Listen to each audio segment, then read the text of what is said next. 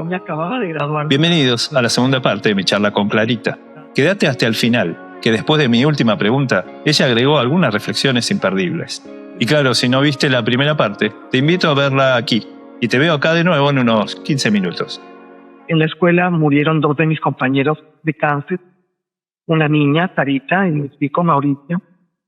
Y yo tenía en mi cabeza la idea de buscar la cura contra el cáncer. Y eso es lo que yo soñaba con hacer. Cuando empiezo a estudiar la carrera, nos escogieron a un grupo de estudiantes, que éramos buenos estudiantes, y nos ofrecieron la posibilidad de brindarnos la licenciatura, brindarnos la maestría, irnos directamente al doctorado en investigación. Entonces yo en la mañana tomaba cursos de la licenciatura, las básicas, y en las tardes me iba yo para el Centro de Estudios Avanzados.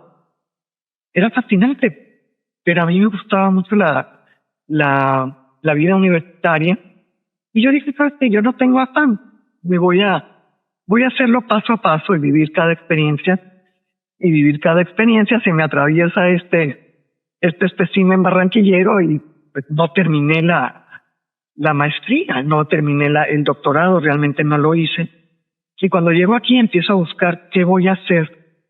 Y lo único que se podía hacer en ese, porque mira, cuando estás estudiando en México, tus referentes eran en inglés, ¿no? Te ibas a lo que se estaba haciendo en Europa o lo que se estaba haciendo en los Estados Unidos. Entonces tus libros de texto cuando llegas acá, tus libros de texto eran los mexicanos. Entonces empiezo a darme cuenta que aquí no había mucho la posibilidad de seguir esa carrera. Pero como había vivido en Israel y dominaba muy bien el hebreo, empecé una carrera en la docencia. No fue formal, ya había yo tenido una experiencia también en enseñanza. Mientras estudiaba la carrera en México me invitaban a dictar unas clases de hebreo, entonces fue pues sí, fue así, fui aprendiendo y después poco a poco fui sacando mi título de la maestría en educación, enfocado específicamente en la enseñanza de lo que hoy en día se llama media. Fue una experiencia fantástica. La verdad que fue muy emocionante. He tenido muchas experiencias muy gratificantes en mi vida. Me encanta. Imagino a alguien a esa edad que hizo todos sus estudios, al menos hasta los 17, 18 años, como dijiste, en México, y de repente, años después, está dando clases, pero no en México, sino en Colombia. Me parece que en todos los lugares del mundo, en algún punto, los niños pueden ser muy amables y divinos o muy crueles también, sobre todo con la gente que viene de otro lado. ¿Te costó adaptarte, encajar hasta poder empezar a dar clases más cómoda o cómo fue esa experiencia? Esa pregunta qué linda y qué bonita, porque estás tocando el punto más bello de lo que es realmente la humanidad. Yo creo que tener muy instintivamente parte de lo que siento que uno pierde cuando se profesionaliza, y lo estaba hablando muy recientemente porque últimamente estoy tomando muchos talleres de actuación, porque una de mis experiencias que empezó durante la pandemia fue la actuación.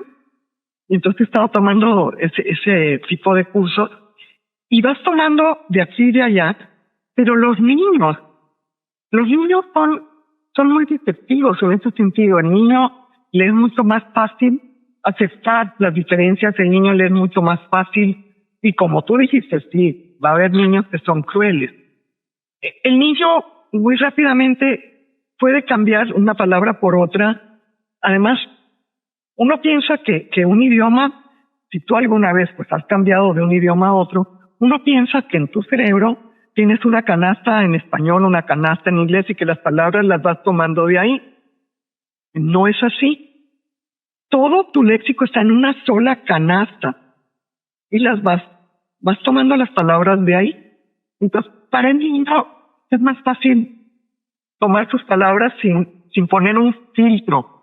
No tienes el filtro de traducir, porque tu primer idioma no lo aprendiste traduciendo. El primer idioma, tu lengua materna, la aprendiste hablando. Entonces, pues la mejor manera de aprender un nuevo idioma es hablándolo.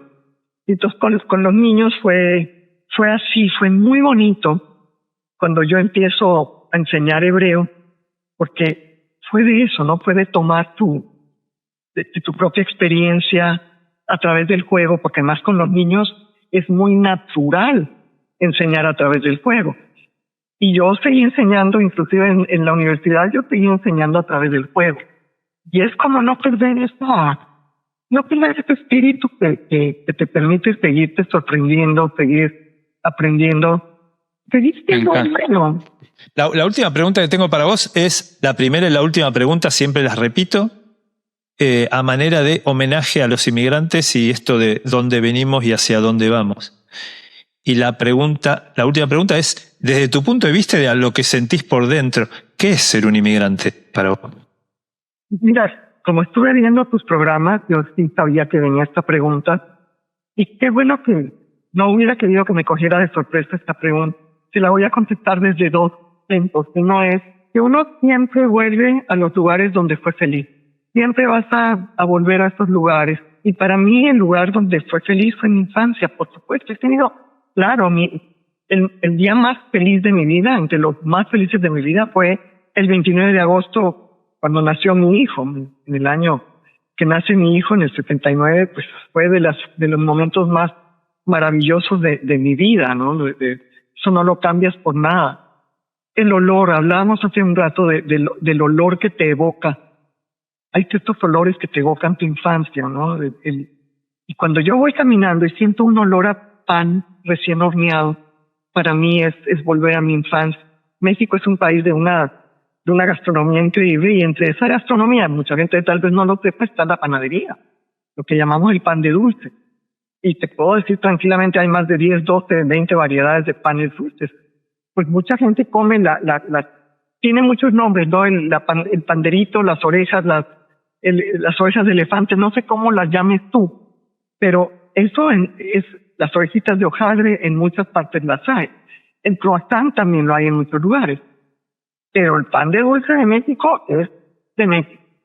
Y ese olor del pan de dulce de México para mí es absolutamente evocador de una infancia feliz, de los momentos felices de mi infancia.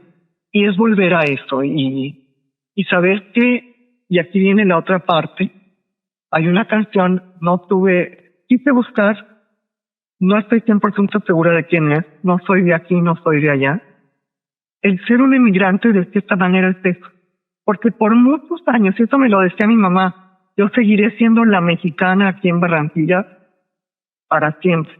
Entre las cosas que me emocionan mucho, porque sí, a través de la promoción de la lectura, en algún momento una de los promotores culturales de la ciudad decidió, yo pues decía que yo era mexicana de nacimiento y barranquillera por adopción.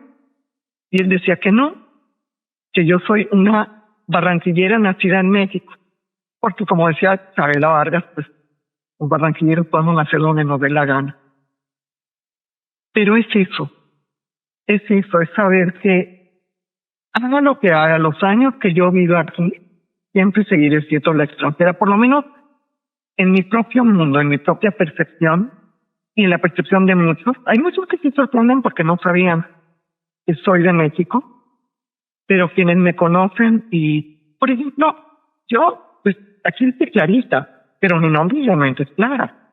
Mi hermana se llama Nancy, entonces no podían decirle Nancita porque no suena bien, entonces yo nunca fui Clarita, hasta que llegué aquí donde todo el mundo tiene un diminutivo y todo el mundo tiene un apodo. Y me gustó, y mi nombre está registrado. Cuando yo firmo mis artículos, es mi nombre con el que es mi nombre de pluma. Es Colombia, ¿no? Yo sé que si alguien me llama Clara, es de mi otra vida, de mi vida anterior, a venir a Barranquilla, donde para todo el mundo soy Clarita y poca gente me llama Clara. Y también lo que decíamos hace rato, es una aventura y seguir dejándose sorprender cada día de lo que un nuevo país te ofrece, a pesar de que ya son más de 45 años que estoy aquí. Todavía hay cosas que me sorprenden y que todavía voy aprendiendo. Hay una cosa que no he visto de Barranquilla y que tiene que ver con nuestra condición de inmigrantes. Yo siento que muchas de las cosas que yo he hecho en Barranquilla son gracias a la forma de ser de Barranquilla. Barranquilla es una ciudad, por definición, muy alegre. Es una ciudad de carnaval. Si tú quieres escoger al barranquillero que representa fuera del país, a quien nos representa es Taquilla o Sofía Vergara, o inclusive no siendo barranquillero, pero tenía un Carlos Vives. Entonces ese impacto yo creo que esto fue lo que salvó a Barranquilla de no caer en la violencia en la que estuvo sumida el país. Nos salvamos de muchas cosas por esa forma de ser despatada del barranquillero, de ser atrevido. Yo estaba embarazada y siempre tuve mis embarazos aquí. Y cuando iba yo al mercado sobre el boulevard, muy cerca de la casa, había una frutienda que todo el mundo conocía, Yolanda. Y Yolanda siempre me acariciaba la barriga, y cuando mi mamá vio eso casi se muere, porque cuando tú caminas en México, caminas como un espacio alrededor que nadie puede atravesar. Es un espacio invisible. Aquí ese espacio invisible no existe. Pero siento que aquí no existe. O sea, la gente es muy cercana. La forma de bailar.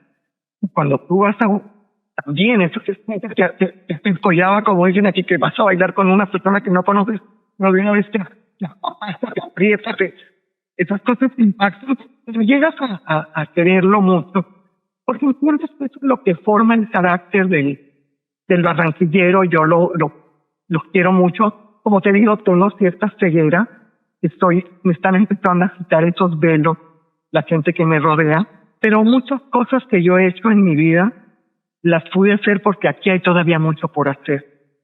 A mí me tocó vivir una transición de una ciudad. Yo vengo de una Ciudad de México, donde yo te mentiría si yo te digo que yo todos los días iba al teatro o al cine o a un concierto o a un ballet, pero si quería ir tenía la opción. Y llego yo aquí a una ciudad donde no había una oferta cultural. O sea, la gran aventura cuando yo llego aquí era porque empezaba el Betamax y entonces la gente se iba uno a casa del otro a ver televisión. En el Betamax, y yo decía, por favor, yo para ver televisión me quedo en mi casa. Entonces esos fueron como los primeros impactos. Pero cuando te das cuenta que aquí todavía hay mucho por construir, entonces yo he incursionado en muchas aventuras. El hecho de, a lo mejor, y si me hubiera quedado en México también las hubiera podido hacer. Pero así que así, y lo agradezco mucho. Soy educadora, después empecé también a escribir. Yo digo muchas veces que cuando yo me pensiono, cuando yo me jubilo, es que empiezo a vivir lo que realmente me gusta, que fue cuando empecé a escribir y publiqué mis primeros libros. Descubro en mí la posibilidad de actuar, cosa que aquí jamás hubiera pasado por mi cabeza siquiera la idea de que yo podría hacerlo. Pero entonces la misma experiencia como educadora me permitió desarrollar eso, porque preparar una clase es lo mismo que preparar una escena y te paras enfrente de un público que son tus alumnos. Entonces ese tipo de cosas, como te decía, yo transporté este amor por México a Barranquilla. Y si tú te fijas tengo una cosa que se llama Agenda Cultural de Barranquilla, donde yo doy a conocer los eventos culturales de esta ciudad, porque a mí me tenía aburrida que la gente me dijera que en Barranquilla no había nada que hacer, que aquí lo único que había era el carnaval. Pues no es verdad. Agenda Cultural de Barranquilla hoy en la mañana llegó a 19,000 seguidores, como le llaman, orgánicos. No hemos comprado seguidores. Y es ya nos invitan a eventos, ya nos llaman. Antes yo buscaba qué había, y te prometo, Gustavo, que evento al que yo ponía en mi agenda cultural, yo iba a ese evento. Entonces, si había una función de esto, hoy en día yo no podría. Hoy en día hay obras, y porque van naciendo espacios no convencionales. Yo soy promotora de lectura. Promotor de lectura no es una persona que enseña a leer, es una persona que enseña a amar la lectura. Entonces vas a espacios no convencionales a hacer lecturas. Lo último que hicimos antes de pandemia fue montarnos en el transporte público que se llama Transmetro, nos montábamos en una estación, empezábamos a leer algo, por ejemplo, de García Márquez o de Marvel Moreno, y 2 estaciones más adelante nos bajábamos y la gente le gusta escuchar que le lean. Entonces yo siento que muchas de esas cosas de pronto las hubiera hecho en México. No sé.